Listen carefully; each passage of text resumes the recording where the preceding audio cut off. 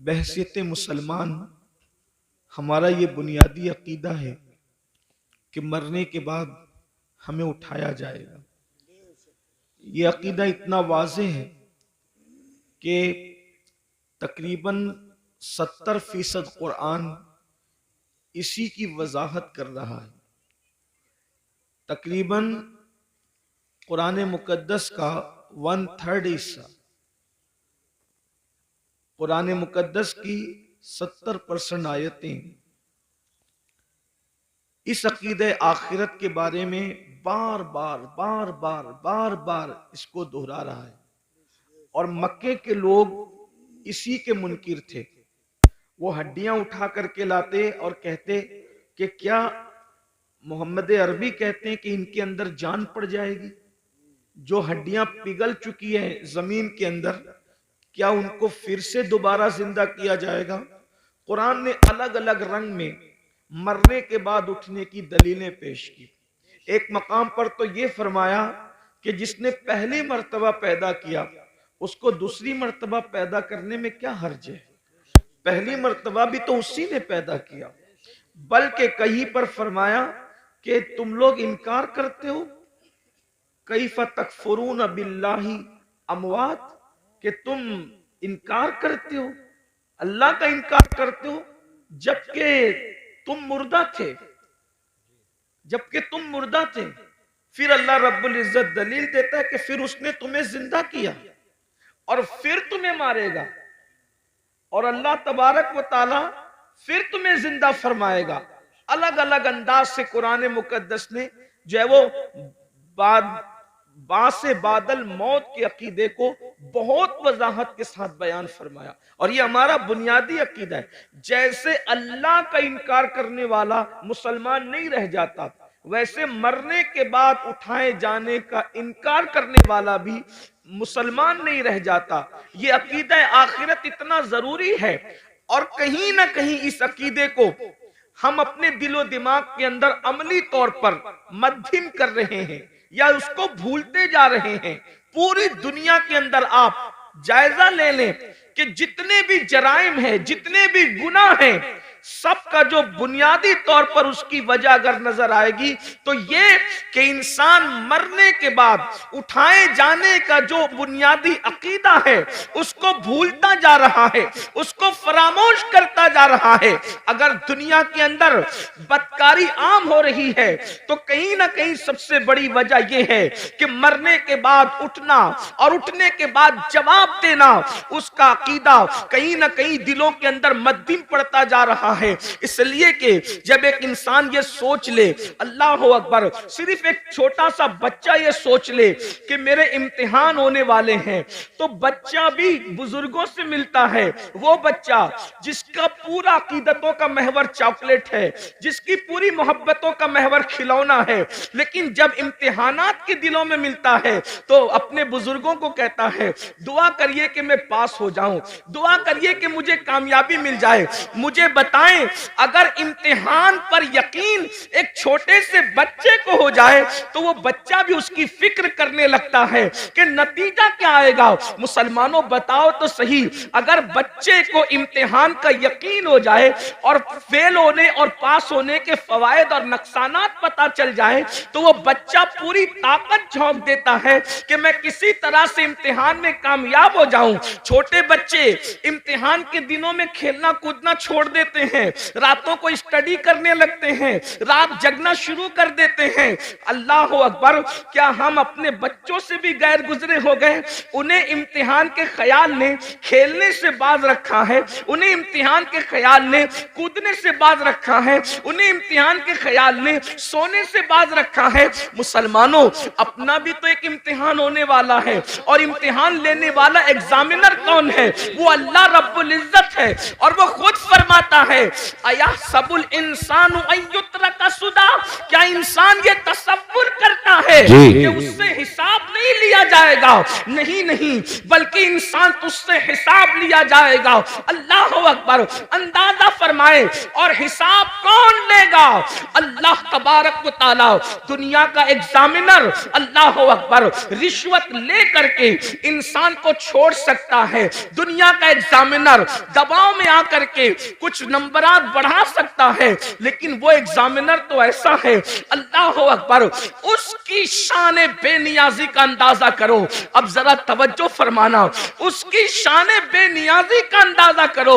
वो कैसा इम्तिहान लेने वाला है, वो कैसा सवाल पूछने वाला है, वो कैसा हिसाब लेने वाला है। अल्लाह अकबर।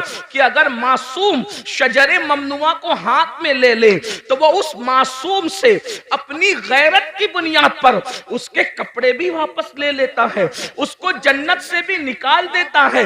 और अल्लाह अकबर, फिर वो मासूम 200 साल तक के दुआएं करता है, पुकारता है। तो शान बेनियाजी का आलम यह है कि उसको 200 साल तक जवाब भी नहीं दिया जाता। अल्लाह अल्लाह। अहले सुन्नत के एतबार से हमारा अकीदा यह है कि अल्लाह आदम से नाराज न हुआ था। हजरत आदम ने कोई खता भी नहीं की थी, हजरत आदम ने कोई गुनाह भी नहीं किया था, बल्कि आदम से तो लग्जिश पैगंबराना वाक़ई हुई थी, लग्जिश मासूमियत वाक़ई हुई थी। उसके बावजूद भी उस पहले इंसान को जन्नत से निकाल कर कपड़े वापस लेकर, जरा यहां पर मैं आप सबकी तवज्जो चाहता हूं, इब्ने अब्बास से लेकर मुफ्ती अहमद यार खान नईमी तक आप किसी की भी तफसीर उठा करके पढ़ लें, हजरत आदम को सिर्फ जन्नत से बाहर नहीं किया गया, के जन्नत का लिबास भी वापस ले लिया गया। थोड़ी देर जरा तवज्जो करें, जिसको मस्जिद मलाइका बनाया जाता है, जिसको अपने हाथों से तख्लीक किया जाता है, जिसकी तख्लीक अपने हाथों से की जाती है, जब गैरत पर आते हैं और शान बेनियाजी का इजहार करते हैं तो कपड़े तक वापस ले लेते हैं, ताकि आगाह हो जाओ, हमारे रहीम और करीम होने पर धोखा मत खाना। हमारी गैरत का भी अंदाजा कर लो।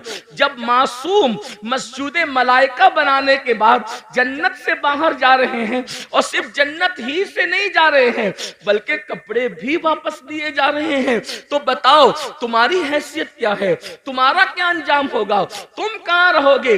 और फिर कोई खता भी नहीं है, कोई गुनाह भी नहीं है, लग्जिश पैगंबराना है, उस पर जब गैरत का इजहार ये है। अब मुझे बताओ मेरे भाइयों, जो लोग जिना करते हैं और जिना के बाद वो इस खुशफहमी में मुब्तला है कि नहीं मौलाना, अल्लाह करीम है, अल्लाह रहीम है, वो हमें जन्नत ही में दाखिल फरमाएगा। कोई लड़कों के साथ बदकारियां करते हैं और फिर ये तसव्वुर करते हैं कि मौलाना अल्लाह तो बख्शने वाला है, वो रहीम और करीम है। जो लोग सूद के धंधे करके हराम लुक्मा अपने पेट में डालते हैं, फिर भी उनका ख्याल ये है कि अल्लाह रहीम और करीम है, वो हमें बख्श देगा। तो वो ये लोग ये सब चीजें नहीं देखते क्या कि अल्लाह रब्बुल इज्जत ने पहला इंसान जो तमाम नबियों का बाबा है, जो तमाम वलियों का बाबा है, जो तमाम सहाबा का बाबा है, यानी सारे इंसानों के जो बाप हैं, उनके साथ इजहार गैरत करके हमें मुतनब्बे फरमाया, हमें तंबीह फरमाई कि हमारी शान बेनियाजी का अंदाजा करो। वही अल्लाह हमसे हिसाब लेगा, रब तबारक व तआला हिसाब लेगा। अब बताओ मुसलमानों, हमने हिसाब की क्या तैयारी की है? अच्छा पर्चा भी आउट कर अल्लाह हमसे क्या पूछेगा, क्या क्या पूछेगा? तो कुरान कहता है फमन यामल मिस्काला ज़र्रतिन खैरन यरा वमन यामल मिस्काला ज़र्रतिन शर्रन यरा। एक जर्रा बराबर नेकी की होगी, अल्लाह तुमसे वो भी पूछेगा। जर्रा बराबर जुर्म किया होगा, अल्लाह तुमसे वो भी पूछेगा। आइए, मुझे बहुत पूछने पर बहुत बड़ी बात याद आ गई है, आप सबकी तवज्जो चाहता हूं। बहुत खूबसूरत अंदाज में आप लोग सुन रहे हैं, तो दिल चाहता है कि कुछ खूबसूरत बातें आपके सामने खोली जाए, क्योंकि आप अच्छे से सुन रहे हैं। इसलिए कि जहां मजमा सुनने वाला हो तो दिल चाहता है कि कुछ दिल की बातें कही जाए। यूं तो सुनने के लिए सभी आते हैं, लेकिन आपका बड़ा अच्छा अंदाज है सुनने का। अल्लाह किससे क्या पूछ सकता है, इस बारे में कोई बेनियाज नहीं। वो किसी से भी कुछ भी पूछ सकता, किसी से भी कुछ भी पूछ सकता है। इस सिलसिले में एक रिवायत सीरत की तमाम किताबों में लिखी हुई है। अब बहुत ध्यान से सुनना, आने जाने वालों पर ध्यान देने की बजाय अब आप मेरी गुफ्तगू की तरफ ध्यान दें। सीरत की किताबों में सब ने ये वाकया लिखा है। इब्ने इसहाक को भी ले लें और उनके बाद सारे सीरत निगार कमोबेश अल्फाज की कमी ज्यादती के हवाले से, लेकिन वाकया यही है जिसका मफहूम पेश किया जा रहा है। लेकिन मैं जहां से पेश कर रहा हूं आपके सामने, वो इब्ने मुंजरी के हवाले से मैं पेश कर रहा हूं बतौर मफहूम। अब गौर करें, इस रिवायत के रावी है सैयदना सिद्दीक अकबर रदी अल्लाह ताला, अफजलुल बशर बादल अंबिया बितहकीक सैयदना सिद्दीक अकबर रदी अल्लाह ताला। यूं तो सिद्दीक अकबर की से रिवायतें बहुत कम मरवी है, लेकिन सिद्दीक अकबर से जो रिवायतें हैं उन रिवायतों का भी कोई जवाब नहीं। सैयदना सिद्दीक अकबर रदी अल्लाह ताला, एक बात अंदाजा करने, सिद्दीक वो हस्ती है कि जिनके बारे में मौला अली ने बयान किया कि अल्लाह के रसूल ने फरमाया कि अगर सारी जमीन वालों का ईमान एक पल्ले में रखा जाए और तन्हा अबू बकर का ईमान एक पल्ले में रखा जाए तो सबके ईमान पर अबू बकर का ईमान वजनी हो जाएगा।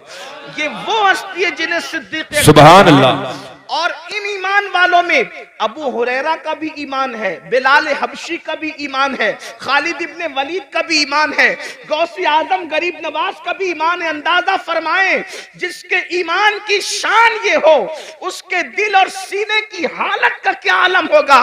वो सिद्दीक अकबर जो सहाबा के इमाम हैं, अफजलुल बशर बादल अंबिया बितहकीक सिद्दीक अकबर रदी अल्लाह ताला अन्हु, जिनके बारे में हुजूर मुहद्दिस आजम के चौचवी रहमतुल्लाह अलैह कहते हैं, मर्तबा हजरत सिद्दीक का ये है सैयद, हर फजीलत के वो जामे हैं नबुव्वत के सिवा।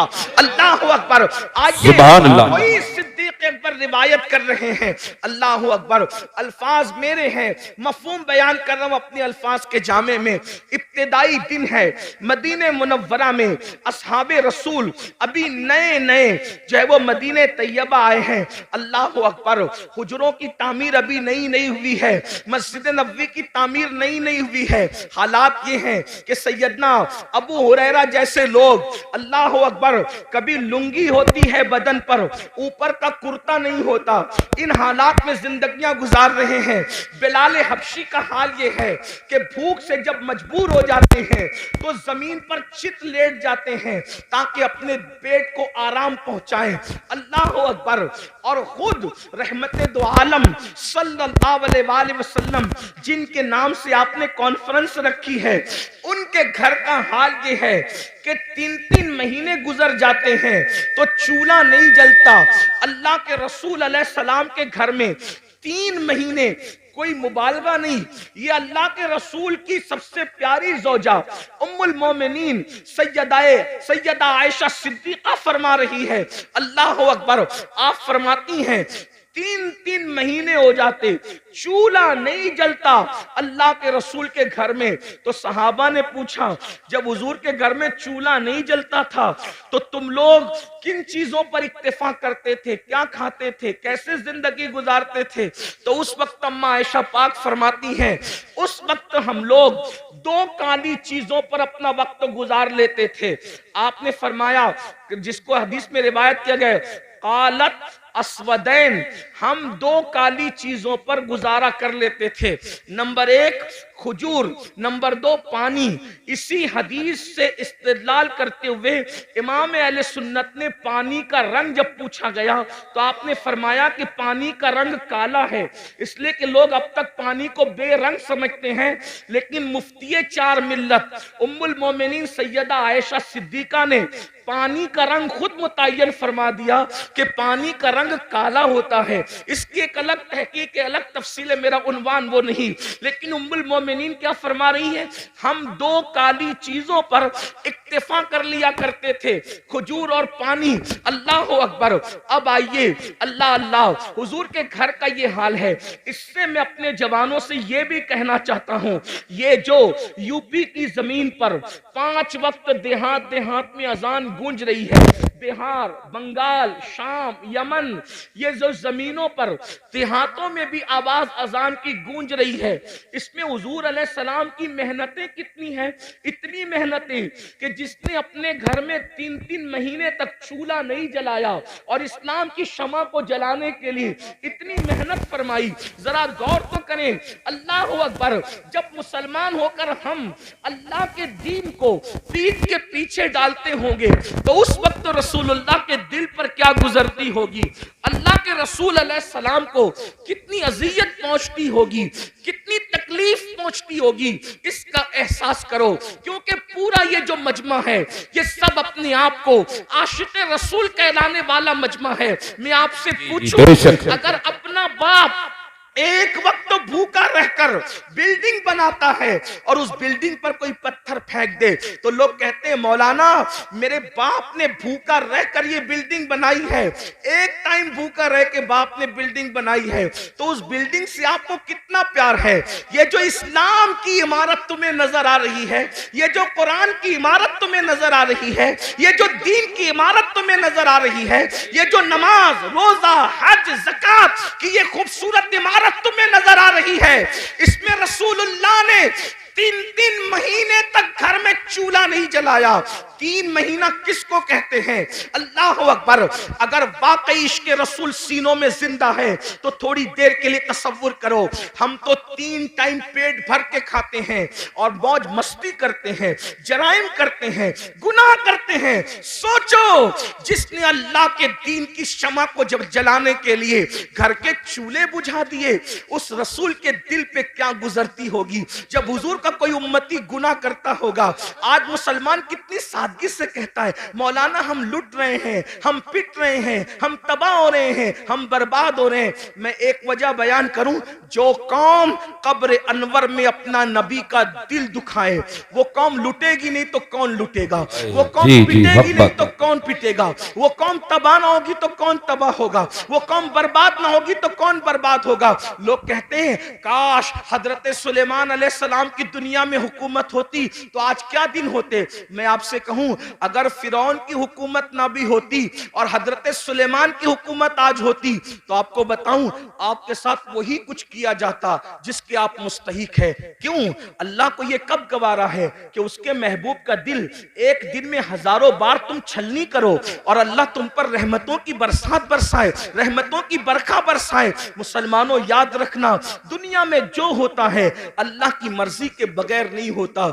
आज हमारे घरों से धुआं न उठता अगर हम हुजूर का दिल न दुखाते। माँ का जो दिल दुखाए, मरते वक्त उसकी जबान पे कलमा नहीं आता। माँ का जो दिल दुखाए वो दुनिया में जलील होता है। जब माँ का दिल दुखाने वाले का अंजाम ये है तो रसूलुल्लाह का दिल जो कब्र अनवर में दुखाते हैं, अपने आप में डूब कर सोचो एक दिन में कितनी मर्तबा मेरे नबी का दिल दुखाते हो। जो रसूल जानवर का भी दिल दुखाने से मना करे, जो नबी पिस्सू और मक्खी पर जुल्म करने से मना करे, जो रसूल मुर्गी और कुत्ते और बिल्ली पे जुल्म करने से मना करे, तुम अपने नबी का दिल छलनी कर रहे हो अल्लाह, और फिर उस पर तुम ये तमन्ना करते हो कि ये होगा वो होगा।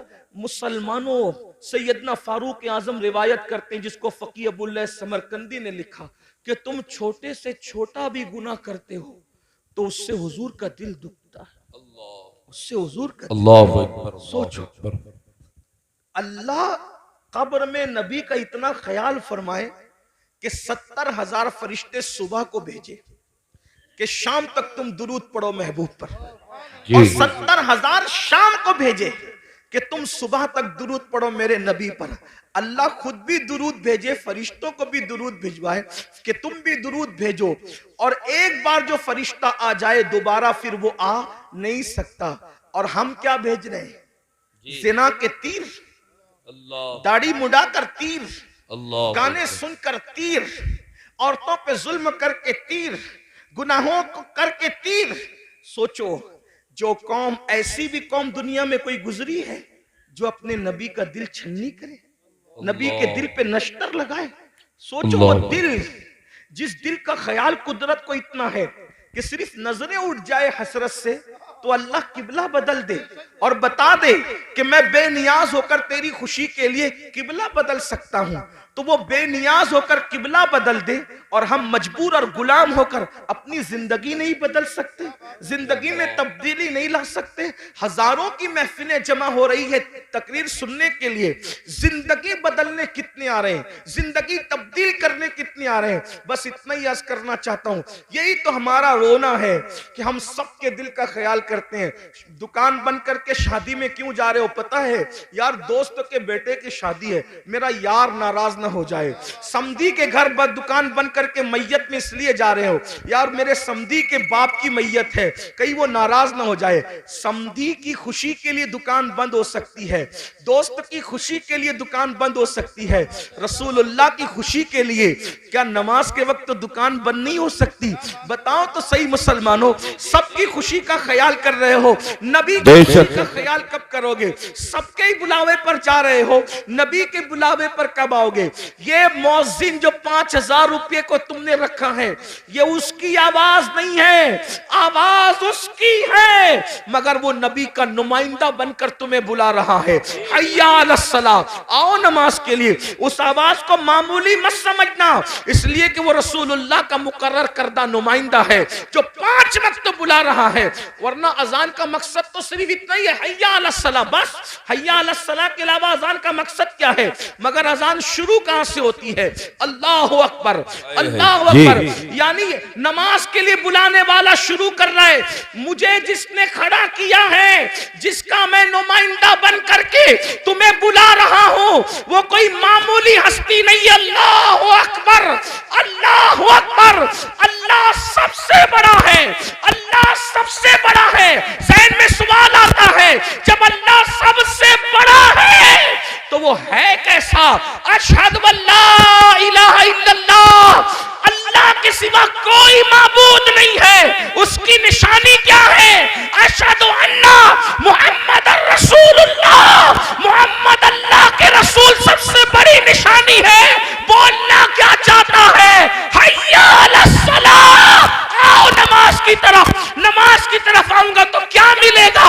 हय्या अलल फलाह, नमाज के लिए आना तेरा काम है, कामयाबी अता करना उसके करम पर। नारे तकबीर, नारे रिसालत, मसलके आला हजरत औलादे रसूल हजरत सैयद अमीरुल कादरी साहिब क़िबला।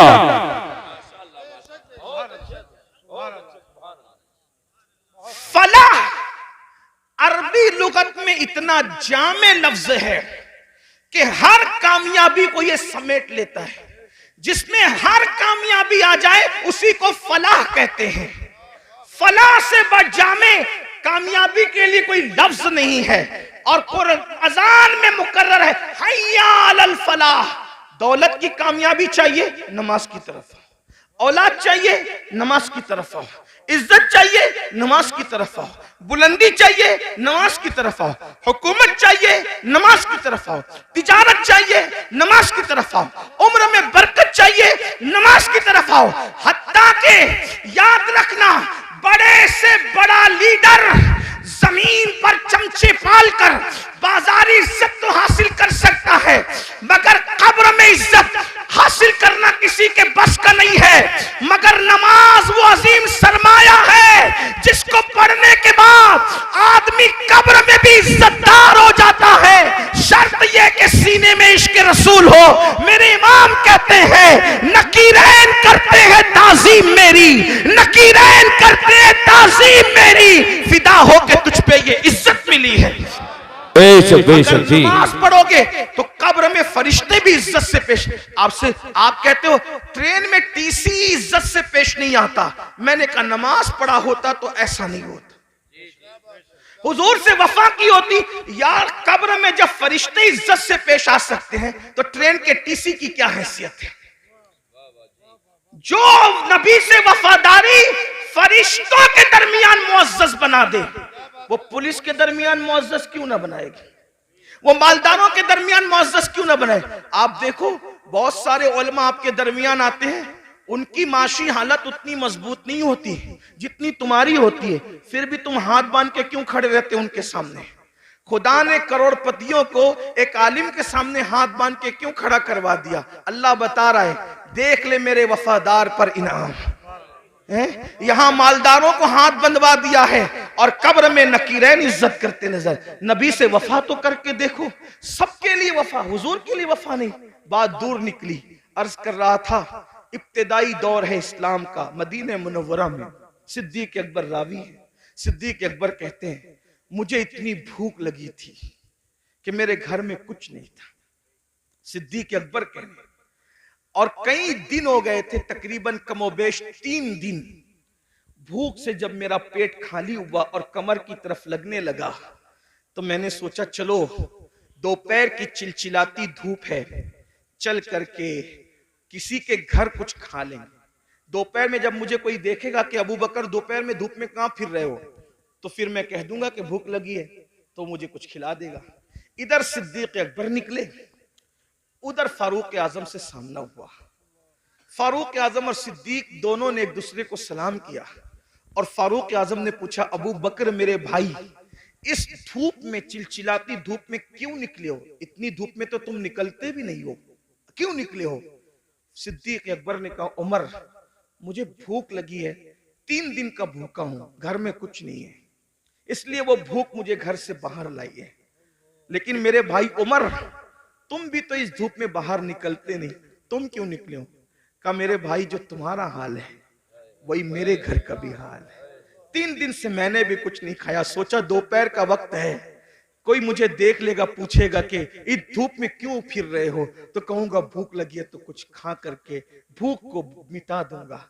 अभी दोनों में ये गुफ्तगू हो रही थी कि आमिना के लाल काशान अक़दस से मुकम्मल शान शौकत के साथ बाहर निकले, जिनकी शान मेरे इमाम यूं कहते हैं, आसमां खान, जमी खान, जमाना मेहमान, साहिबे खाना लक़ब किसका है, तेरा तेरा कौन देता है देने को मुंह चाहिए, देने वाला है सच्चा हमारा नबी। बेशक सरकार को आते देखा, आका ने दोनों को सलाम किया। दोनों ने अर्ज़ की, हमारे माँ बाप आप पे कुर्बान आका, इस चिलचिलाती धूप में आप बाहर नहीं तशरीफ लाते, आप इस धूप में कहां जा रहे हैं, हमें काम बता दे क्या है। आका ने फरमाया, अबू बकर उमर पहले ये बताओ तुम दोनों यहाँ क्या कर रहे हो। आका अलैहिस्सलाम ने कुछ कहने के बजाय फरमाया, तुम दोनों क्या कर रहे हो। दोनों ने नजरें झुका के कहा, कासिम नेमत से या रसूल अल्लाह, 3 दिन से भूखे हैं, घर में कुछ मिला नहीं, बाहर आ गए, भूख बाहर लाई है कि हम कुछ खा ले किसी के यहाँ जाके। लेकिन आका आप क्यों बाहर आए? सरकार ने फरमाया, तुम्हारे घर में 3 दिन से चूल्हा नहीं जला, लेकिन इस वक्त मेरे घर में महीना भर हो गया, महीने भर से मेरे घर में चूल्हा नहीं जला है, मुझे भी भूख की शिद्दत ने बेताब किया। मैंने सोचा किसी के घर जाकर उसको नवाजा जाए और उसके घर जाके कुछ खाया जाए। सहाबा रोने लगे। यहाँ आगे बढ़ने से पहले एक जुमला कहता हूं, सहाबा पर कुछ कमेंट करने से पहले ये कुर्बानियां भी सोच लिया कर कि क्या कुर्बानियां थी। आज दूसरों के देखा देखी अगर सुन्नी कहलाने वाले भी असहाब की तौहीन करें तो कितनी दुख की बात है। जो लोग मस्जिद का चंदा भी नोट देख कर देते हो हफ्ते में 1 दिन और इमाम को अपना गुलाम समझते हो, वो लोग कमेंट करेंगे उन सहाबा पर जिन्होंने इस तरह की कुर्बानियां दी, भूखे रहकर अल्लाह के दिन की खिदमत की। कभी सोचा, कभी गौर किया? हमसे तो 10 की नोट भी निकलती है तो देख के निकलती है, बल्कि बाज जालिम तो ऐसे हैं जहां नोट कहीं नहीं चलती, वो मस्जिदों में और मदरसों में चंदा देकर लोग चलाते हैं। ये हालात है, हंसने की बात नहीं है, ये बहुत दुख की बात है। और वो लोग किन पे कमेंट कर रहे हैं? जिन्होंने पूरी दौलतें दाव पे लगा, पूरी दौलत कुर्बान कर दी। हत्ता के सिद्दीक बावफा तो वो हैं जिसने तबूक के मौके पे कुर्ता भी चंदे में दे दिया और टाट पहन लिया, और जब पूछा गया कि कुर्ता क्यों दे दिया चंदे में, कहने लगे हम जंग पे जा रहे हैं और मैं जानता हूं मुसलमानों के पास शहीद को कफन देने के लिए कपड़ा भी नहीं है, अगर कोई मेरा भाई शहीद हो जाएगा तो अबू बकर का कुर्ता कफन के लिए काम आ जाएगा। ये उनके जज्बात थे मुसलमानों। हक जिंदा है तो हक की आवाज भी जिंदा रहेगी। और यही अहले सुन्नत का तुर्रा इम्तियाज है। हम जहां अहले बैत के बेदाम गुलाम हैं, वहीं पर हम सहाबा के भी बेदाम गुलाम हैं। और कुदरत ने हमें दो हाथ इसलिए अता किए हैं कि एक हाथ में असहाब का दामन है और एक हाथ में अहलुल बैत का दामन है। इसीलिए हमारा बेड़ा पार है। हमारे इमाम कहते हैं अहले सुन्नत का है बेड़ा पार, असहाबे हुजूर नज्म है और नाव है इतरत रसूलुल्लाह की। बेशक बेशक बेशक, सुभान अल्लाह सुभान अल्लाह। फारूक को आका ने फरमाया महीने भर से मेरे घर में चूल्हा नहीं जला। और जब निकले वहां से दोनों यार को लेकर एक सहाबी के बाग में पहुंचे। उसी बाग में उनका घर था। वो गए थे, बाग में खजूरें तोड़ रहे थे। उनकी बीवी को इत्तला मिली कि हुजूर आए हैं अपने दोनों यारों के साथ। जल्दी से शौहर को बुलाया। वो हुजूर की इत्तला सुनकर कुछ ताखीर से आए, यानी किस्म किस्म की खजूरें लेकर, ताकि हुजूर की मेजबानी करें। हुजूर के आगे खजूरें रख दी और आका से अर्ज किया आका थोड़ी देर इंतजार करें, मैं भी खाना बनाता हूँ। जल्दी से बकरी ज़बह की और बकरी ज़बह करने के बाद जो है वो बोटियां रोटियां जौ की सामने रखा। अल्लाह के रसूल ने रोटियां और बोटियां देखी तो देखने के बाद खाना देखते रह गए। कासिम नेमत खाने को कुछ देर तक देखते रह गए। सहाबा ने अर्ज़ किया आका जो है वो शुरू फरमाए, खाने का आगाज फरमाए। तो आका ने उस सहाबी जिसके घर में हुजूर बैठे थे कहा अगर इजाजत दो, हुजूर दुनिया को पैगाम दे रहे हैं, फरमाया अगर इजाजत दो तो इस खाने से कुछ निकालना चाहता हूं। रोटी उठाई जौ की, उस पे कुछ बोटियां रखी और बोटियां रखकर आंख में आंसू आ गए। फरमाया कि जितने दिन से मैं भूखा हूं उतने ही दिन से मेरी बेटी फातिमतुज़ ज़हरा भी भूखी है। जितने दिन से मेरे घर में चूल्हा नहीं जला है उतने ही दिन से मेरी बेटी फातिमा के घर चूल्हा नहीं जला है। जब ये ताज़ा खाना मेरे सामने आया तो मुझे मेरी बेटी फातिमतुज़ ज़हरा की भूख याद आ गई। एक काम करो, पहले उसे ले जाकर दे दो, मेरी बेटी खा ले, उसके बाद मैं खाऊंगा। और वो खाना जब सैयदा के घर पहुंचा उसके बाद हुजूर ने खाना खाया। इतना पूरा वाकया इतना लंबा चौड़ा बयान करने के लिए एक ही वजह थी कि एक जुमला बयान करना था। हुजूर ने वो खाना खाया और खाने के बाद फिर हुजूर की आंख में आंसू आ गए। हुजूर रो पड़े। सहाबा ने पूछा या रसूल अल्लाह जब भूखे थे तो नहीं रोए आप, और आप अब खाना खा के क्यों रो रहे? भाई रोना तो आदमी को भूखे पेट आएगा ना कि मेरे पास खाना नहीं है, खा के रोने का मतलब क्या? अब आका ने जो फरमाया यही एक जुमला पढ़ने के लिए इतना बड़ा वाकया मैंने पेश किया। गौर से सुनना। आका इरशाद फरमाते हैं अल्लाह ने कितना लजीज खाना हमें खिलाया ना, बकरी का गोश्त और जौ की रोटी। सैयदुत ताम है, ये खानों का सरदार है। कितना लजीज खाना अल्लाह ने हमें खिलाया। अब मैं इस पे रो रहा हूं। अगर क़यामत के दिन अल्लाह मुझसे इस खाने के बारे में सवाल करेगा तो मैं अल्लाह को क्या जवाब दूं? कौन कह रहा है? एक महीने तक जिसके घर में चूल्हा नहीं जला, जो वजह तखलीक कायनात है, जो नबियों का सरदार है, जिसके लिए नेमतें पैदा की गई, जिसके लिए दुनिया बनाई गई, जिसके लिए किबला बदल दिया गया, जिसके इशारे अब्रों पे चांद टुकड़े कर दिया गया, जिसके इशारे से सूरज पलटा दिया गया, उस रसूल को उम्मत को तालीम देते हुए ये एहसास है कि मैंने एक दिन आज एक महीना चूल्हा बंद रखने के बाद आज बकरी का गोश्त और रोटी खाया है। अगर अल्लाह मुझे इसके बारे में पूछेगा मैं क्या जवाब? हालांकि हुजूर अलैहिस्सलाम से कोई सवाल नहीं होना, वो तो शाफ़ई यौमुन नुशूर है। उन्हीं के इशारों पर लोग बख्शे जाएंगे। मेरे इमाम कहते हैं एक मैं क्या, मेरे इस यहाँ की हकीकत कितनी, मुझसे 100 लाख तो काफी है। इशारा तेरा बेशक से पत्ता सा उड़ा जाता है, पन्ना हल्का सही भारी है, भरोसा तेरा।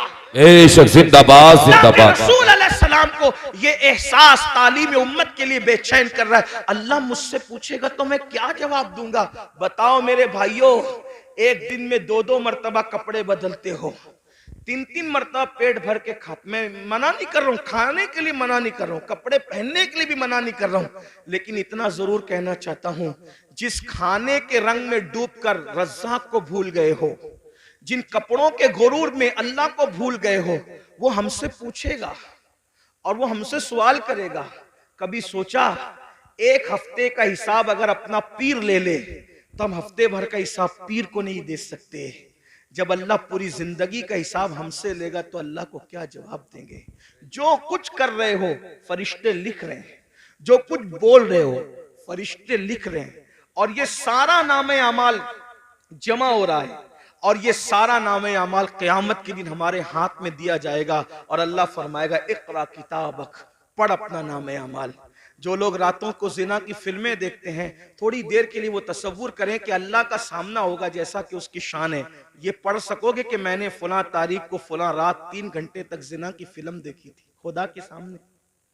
वो तो आमने सामने से पाक है, लेकिन सिर्फ उसकी जैसी शान है, खुदा का सामना है।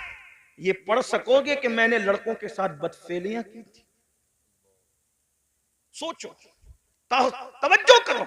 हदीस पाक तो यह है, लड़कों के साथ बदफेली करने वाला कहीं भी मरे। अल्लाह ने कुछ फरिश्ते ऐसे पैदा किए जिनकी चोंच है परिंदों की तरह, कहीं भी मरता है उसको उठाते हैं और उठाकर वहां ले जाकर फेंक देते हैं जहां कौमे लूत पर अजाब आया था। ये गंदी फिल्में यही तरफ आपको ले जा रही है, गंदी फिल्में आपको यही गंदगी की तरफ ले जा रही है। आपको एहसास नहीं है, आप तो सोचो रात है, कौन देख रहा है, अकेला हूं, कौन देख रहा है? अल्लाह इरशाद फरमाता है, हुआ माकुम ऐनमा कुंतुम, तू जहां कहीं है अल्लाह तेरे साथ है।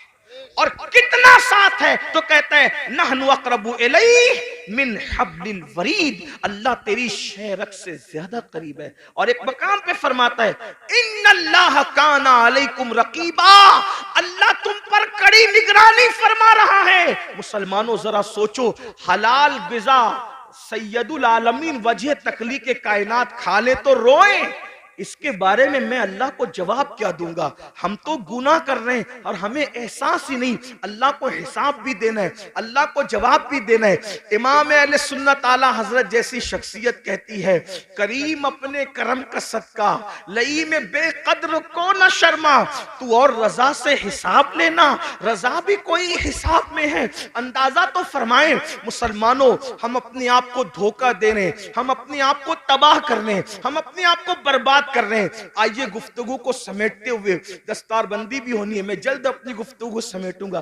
कौन कौन लोग हैं, कौन कौन लोग हैं, कौन लोग हैं जो हिसाब को याद करके रोते रहे, हिसाब को याद करके रोते? सैयदुत ताइफा जुनैद बगदादी फरमाते हैं कि जो मकाम जिब्रील अलैहिस्सलाम को फरिश्तों में हासिल है, वो मकाम वलियों में हजरत बायजीद बुस्तामी को हासिल है। सुल्तानुल आरिफीन बायजीद अल बुस्तामी, आपको पेशाब होता था खून का पेशाब होता था हजरत बायजीद बुस्तामी को। मुरीदीन को पता चल गया कि बायजीद को खून का पेशाब हो रहा है। हमदर्दी की हजरत, आप जल्दी से किसी अच्छे हकीम से इलाज करवा लें क्योंकि आपको खून का पेशाब हो रहा है। फरमाया मेरा इलाज किसी हकीम के पास नहीं है। कहा क्यों? कहा कि ये जो खून का पेशाब होता है वो बीमारी से नहीं होता, बचपने में मुझसे एक गलती और गुनाह हो गया था। जब मुझे याद आता है कि अल्लाह उस गलती के बारे में मुझसे पूछेगा तो मैं अल्लाह को जवाब क्या दूंगा बचपने की उस गलती का? तो उस जवाब देने के तसव्वुर से मेरा जिगर अल्लाह के खौफ से पिघलने लगता है और पिघल पिघल कर पेशाब के रास्ते से बहता है। तो तुमको लगता है कि खून का पेशाब हो रहा है, खून का पेशाब नहीं हो रहा है, यौमे हिसाब के खौफ से मेरा जिगर पिघल पिघल करके बह रहा है। आपसे पूछना चाहता हूं मेरे भाइयों, आखिर इतने जराइम करके इतने बेखौफ क्यों हो? आखिरत भूल गए, आखिरत का तसव्वुर भूल गए। हजरत सैयदना मारूफ मारूफ अल करकी वो बुजुर्ग हैं कि गौसे पाक फरमाते हैं सबसे ज्यादा अगर मुझे किसी मजार से फैज मिला है तो वो सैयदना मारूफ करकी का मजार है। गौसे पाक जिसके मजार पे जाकर चिल्ला करे वो मारूफ करकी कैसे बुजुर्ग होंगे। गौस पाक कहते हैं अगर कोई हाजत पेश आए तो मारूफ करकी के वसीले से जो दुआ की जाती है अल्लाह ताला उस दुआ को कबूल फरमाता है। ये मारूफ करकी है। फरमाते हैं 40 साल हो गए मैंने आसमान की तरफ कभी नजर नहीं उठाई। 40 साल से। लोगों ने पूछा क्यों, तो फरमाया एक गुनाह हो गया था। जब वो गुनाह याद आता है तो सोचता हूं कि अल्लाह को जवाब क्या दूंगा, उसी शर्म से मैं 40 साल से आसमान की तरफ नहीं देख रहा हूं। अब मारूफ करके जिसके वसीले से गौस पाक दुआ करते हैं उनका गुनाह क्या था वो भी सुन ले ताकि आप गलत फहमी का शिकार न रहे। फरमाते लोगों ने पूछा हजरत वो गुनाह क्या हो गया था आपसे, कोई तो गुनाह। भाई हम आज गुनाह की बात करें तो लोग अपने पे कयास करते हैं ना कि मैंने जो जो किया उसमें से कुछ हुआ होगा, तो जरा वो गुनाह भी सुन ले कि वो गुनाह क्या था। फरमाते मैं कपड़े का व्यापारी हूं, कपड़े बेचता हूं। मार्केट में मेरी दुकान थी। एक दिन मार्केट में आग लग गई, रात को आग लगी, सुबह को मैं पहुंचा तो मेरे पड़ोसियों का सबका माल जल गया था। मेरी दुकान सही सलामत थी। खुशी में मैंने कहा अल्हम्दुलिल्लाह। बस इसी गुनाह पर मैं परेशान हूं। अपनी दुकान बचने पर मैंने खुशी में अल्लाह का शुक्र अदा किया। इसी गुनाह पर मैं 40 साल से आसमान की तरफ कहा हजरत ये भी कोई गुनाह है।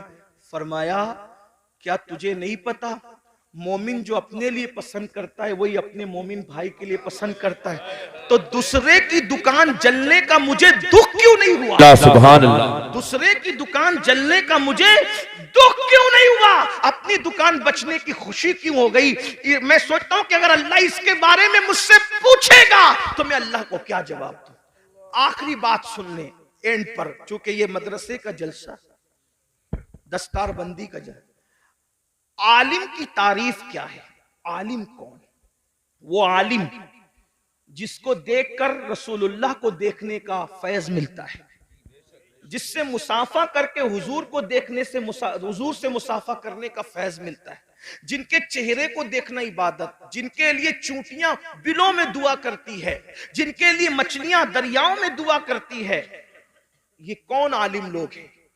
किसी बड़े से बड़े मदरसे से पढ़ लें आलिम नहीं बनता। कब तक, कुरान कहता है इन्नमा यख्शल्लाह मिन इबादिहिल उलमा, अल्लाह के बंदों में अल्लाह से डरने वाले उलमा हैं। यानी जब तक उसके दिल में अल्लाह का सच्चा खौफ और खशियत पैदा नहीं होगा, वो पढ़ा लिखा तो हो सकता है मगर वो आलिम नहीं होगा। आलिम होने के लिए दिल में अल्लाह का खौफ होना जरूरी, और जो जितना बड़ा आलिम होगा वो उतना ज्यादा अल्लाह से डरने वाला होगा, उसके दिल में उतना अल्लाह का खौफ होगा। अब आइए वो जो मेरे नौनिहाल आज दस्तारबंदी पाएंगे उनको भी एक पैगाम और आपको भी। अपने जमाने के वो बड़े आलिम जिनको दुनिया इमामुल अइम्मा, सिराजुल उम्मा, काशिफुल गुम्मा, नुअमान बिन साबित यानी इमाम आजम अबू हनीफा के नाम से हम जानते हैं। करोड़ों हनफियों का इमाम, और हनफियों में भी कौन, अब्दुल्ला इब्ने मुबारक का इमाम। अब्दुल्ला इब्ने मुबारक कौन, इमाम बुखारी के दादा उस्ताद। इमाम बुखारी के दादा उस्ताद का जो इमाम है उसे इमाम आजम कहते हैं। कौन इमाम आजम, दाता अली हुजवेरी का इमाम। कौन इमाम आजम, गरीब नवाज का इमाम। गरीब नवाज जिसके मुकल्लिद है वो इमाम आजम। महबूब इलाही जिसके मुकल्लिद है वो इमाम आजम। साबिर कलियर जिसके मुकल्लिद है वो इमाम आजम। ये शान है मेरे इमाम आजम की। इमाम आजम के बारे में आया कि जब वो कुरान पूरा करते थे तो निदा आती थी हमने कबूल किया, तुझे बख्श दिया, तेरे मानने वालों को भी बख्श दिया। ये इमाम आजम अबू हनीफा। एक मर्तबा आपने नमाज पढ़ाई, इमाम आजम ने नमाज पढ़ाई, और नमाज में आपने सूरह जिलजाल की तिलावत की। इज़ा ज़ुलज़िलतिल अर्दु ज़िलज़ालहा व अख़रजतिल अर्दु अथक़ालहा व क़ालल इंसानु मा लहा यौमइज़िन तुहद्दिसु अख़बारहा बिअन्न रब्बका औहा लहा। ये सूरह मुबारक पढ़ी और क़यामत का और यौम हिसाब का मंजर याद आ गया तो इमाम आज़म अबू हनीफा की आंखों में आंसू आ गए। और जब इस पर पहुंचे, फमन यअमल मिस्काल ज़र्रतिन खैरन यरह व मन यअमल मिस्काल ज़र्रतिन शर्रन यरह। एक जर्रे के बराबर नेकी की होगी, अल्लाह तुझे वो भी दिखा देगा। जर्रे बराबर बुराई की होगी, अल्लाह वो भी दिखा दे। रो पड़े। और जब सलाम फेरा, नमाज पूरी की, तो दाढ़ी पकड़ कर कहते, अल्लाह नोमान के बुढ़ापे पे रहम कर दे। तू नोमान से क्या पूछेगा और नोमान तुझे क्या जवाब दे। लीजिए, हमारी महफिल के खुसूसी खतीब, हमारे कायद, हमारे अमीर, नारे तकबीर, नारे रिसालत, मसलकी आला हजरत उलमाए अहली सुन्नत हजरत अल्लामा मुफ्ती शाकिर रज़ा नूरी, हजरत अल्लामा मुफ्ती शाकिर रज़ा नूरी, नारे तकबीर, नारे रिसालत, उलमाए अहली सुन्नत। माशाअल्लाह।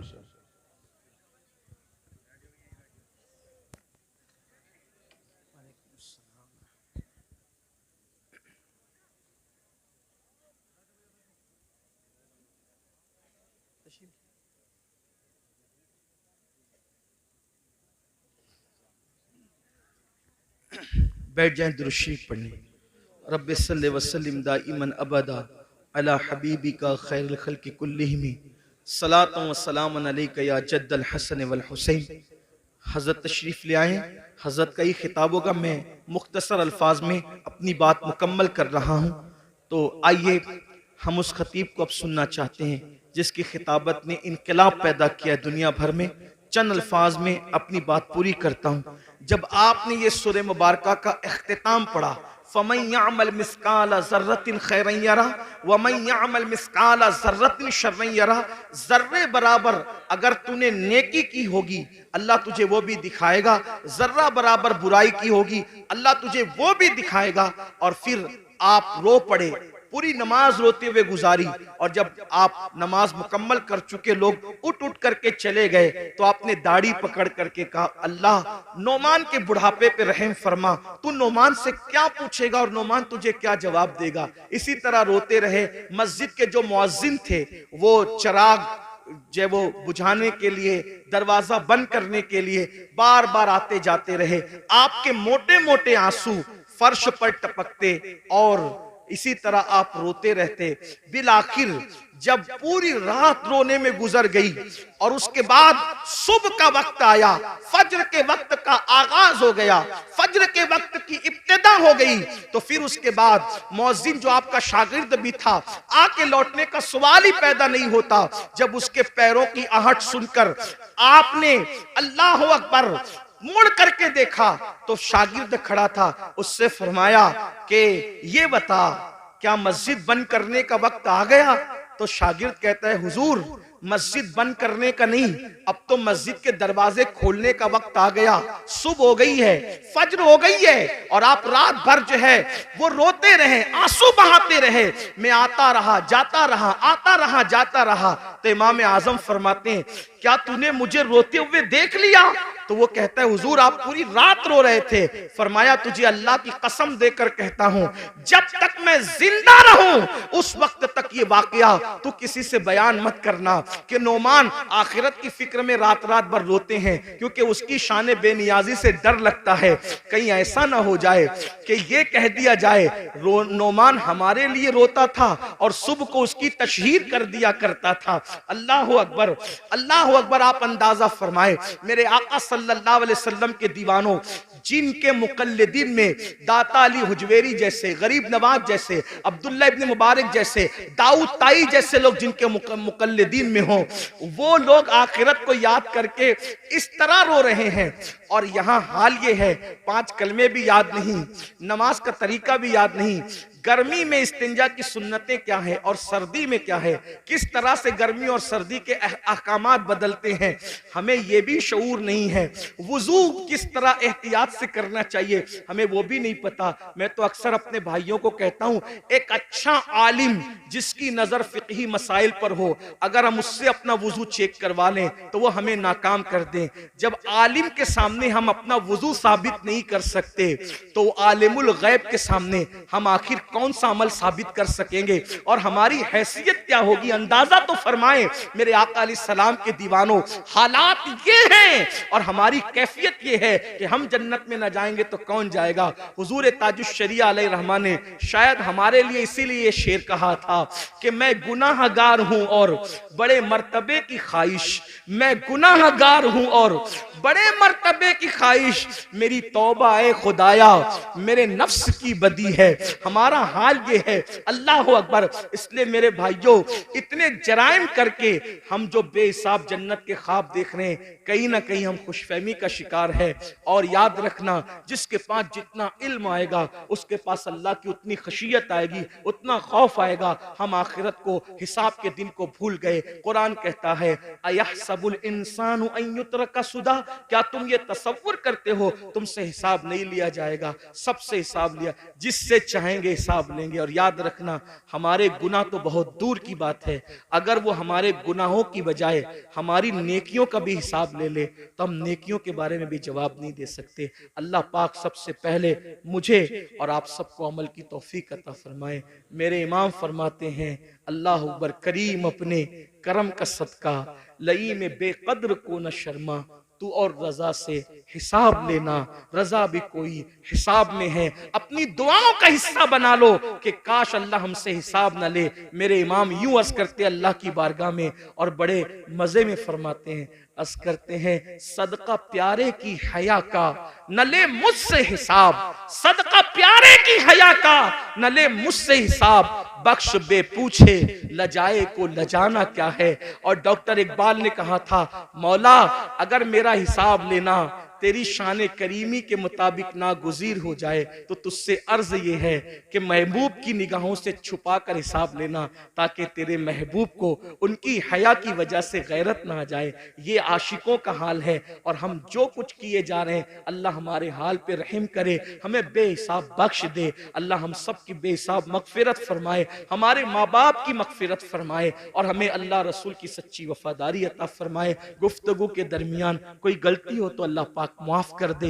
अस्तगफिरुल्लाह रब्बी इन्ना रब्बी लगफूरुर रहीम। हमारे दरमियान दुनिया सुन्नियत की वो अजीम शख्सियत मौजूद है, वो अजीम जात मौजूद है जो बेक वक्त जो है वो मुसन्निफ भी है, शायर भी है, खतीब और खतीब गर भी है, बेहतरीन मुफक्किर भी है, दानिश्वर भी है और इसी तरह से आप एक बेहतरीन मोटिवेशनल स्पीकर भी है। ऐसे मुफक्किराना जुमले जो कहीं कहीं हमें सुनने को मिलते हैं, वो हजरत की तकरीर में मोतियों की तरह आपके लबों से झड़ते नजर आते हैं। आज माशाअल्लाह एक ऐसी शख्सियत जिसने इंसान साजी में अपने असलाफ के नक्शे कदम पर चलकर बड़े कारनामे अंजाम दिए, जिसकी एक आवाज पर वादी नूर के अंदर लाखों आशिकान रसूल का हुजूम नजर आता है। आइए वही हस्ती हमारे दरमियान है। हमारे नाज़िम महफिल, नकीब महफिल बहुत अच्छे हैं और बड़े अच्छे अंदाज से कहना जानते हैं, लेकिन चूंकि वक्त की नज़ाकत को देख के उनसे माजरत चाहते हैं कि उनकी हक तलफी ना हो, मैं खुद किबला अमीर मोहतरम को अर्ज करता हूँ, इल्तिमास करता हूँ, इसलिए कि नाजिम साहब तारुफ पेश करेंगे तो उनके शाया निशान पेश करेंगे। लेकिन हमारा मानना ऐसा है कि हर आदमी, आरिफ रूमी का कौल है, हर इंसान अपनी जबान के पर्दे में छुपा हुआ है। जब जबान खुलती है तो खुद ही समझ में आता है कि ये इंसान है कौन। हर आदमी जबान के पर्दे में अपना तारुफ रखता है। तो आइए अब हम हजरत की बारगाह में इल्तिमास करते, इल्तिमास ही कर सकते हैं कि अपने जबान को जुम्बिश दें और वो जवाहिर पारे जो आपने अपने असलाफ की सोहबत में बैठकर हासिल किए, वो दर्द दिल जो आपने अपने बुजुर्गों से हासिल किया, वो सोज़े दुनू जो आपने अपने बुजुर्गों से पाया, हम सब के दरमियान बिखेरें और बिखेर कर हम सबको मुस्तफीज और मुस्तनीर फरमाएं। आइए हजरत किबला अमीर मोहतरम का इस्तकबाल हुजूर सैयदुल उलमा महरवी रहमतुल्लाह अलैह के चंद मिसरों से हम करते हैं कि किसी की जय विजय हम क्यों पुकारे, क्या गरज हमको, हमें काफी है सैयद अपना नारा या रसूल अल्लाह। शुक्र की नीयत के साथ अल्लाह का जिक्र बुलंद कर लें और तकबीर और रिसालत बुलंद करें। नारे तकबीर, नारे रिसालत, नारे रिसालत। उम्मीद है आप गुफ्तगू संजीदगी से सुनेंगे और इंशाअल्लाह बादहू आप दस्तारबंदी की महफिल में भी शरीक रहेंगे और इंशाअल्लाह उसके बाद हुजूर किबला मीर सुन्नी दावत इस्लामी सिलसिले कादरिया बरकातिया नूरिया के शेख तरीक़त भी है, जो हजरत मुरीद होना चाहते हैं हजरत से मुरीद भी होंगे। हजरत से गुजारिश